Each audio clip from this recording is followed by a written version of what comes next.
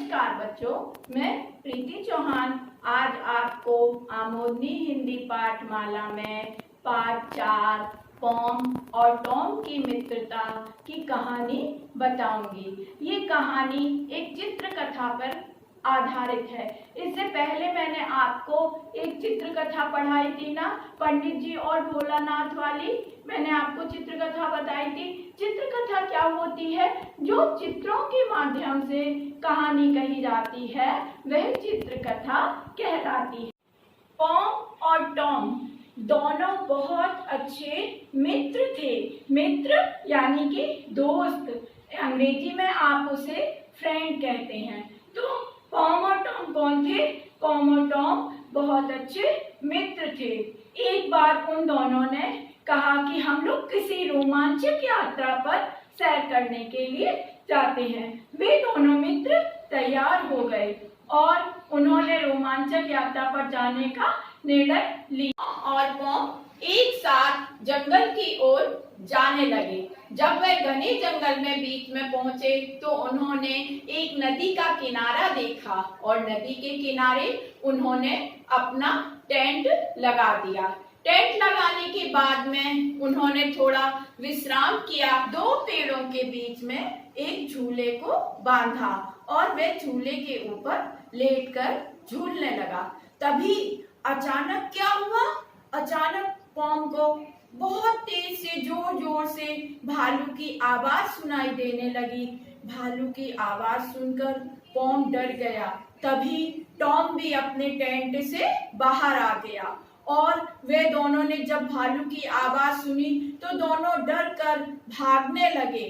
जब वे भाग रहे थे तभी अचानक क्या हुआ कि पॉम का पैर फिसल गया और पॉम नीचे गिर गया। वह गिर गया। पॉम ने टॉम को मदद के लिए पुकारा, लेकिन टॉम ने क्या किया? टॉम अपनी जान बचाने के लिए पेड़ के ऊपर चढ़ गया। तभी अचानक भालू बहुत पास में आ गया। फिर क्या हुआ कि फिर पॉम ने क्या सोचा? पॉम ने को ये याद था कि भालू जो है वह मरे हुए व्यक्ति को नहीं खाता है। तो पॉम जमीन पर अपनी सांस रोककर लेट गया और भालू उसके पास आया। भालू ने उसे सूंघा, उसके चारों तरफ घूमा, लेकिन ये क्या था? भालू को ये लगा कि ये तो मरा हुआ व्यक्ति है और वह पॉम को छोड़कर आगे चला गया। जब वह भालू आगे चला गया फिर तुरंत ही टॉम पेड़ से नीचे उतर कर आया। तो टॉम ने पॉम से पूछा कि भालू ने तुम्हारे कान में क्या कहा? तो जानते हो पॉम ने क्या कहा? पॉम ने कहा कि कभी भी अपने मित्र को धोखा नहीं देना चाहिए। भालू ने मेरे कान में यह बात कही। यह सुनकर टॉम को बहुत दुख हुआ और उसने कहा कि अब वह कभी ऐसा नहीं करेगा, लेकिन पॉम ने उसकी बात नहीं मानी और वह अपने घर की ओर चल दिया।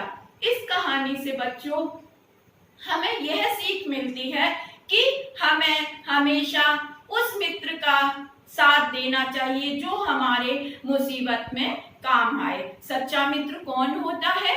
सच्चा मित्र वही तो होता है जो हमारे मुसीबत में सहायता करे, हमारे मुसीबत में काम करे, वही सच्चा मित्र कहलाता है। इस कहानी से हमें यह शिक्षा मिलती है।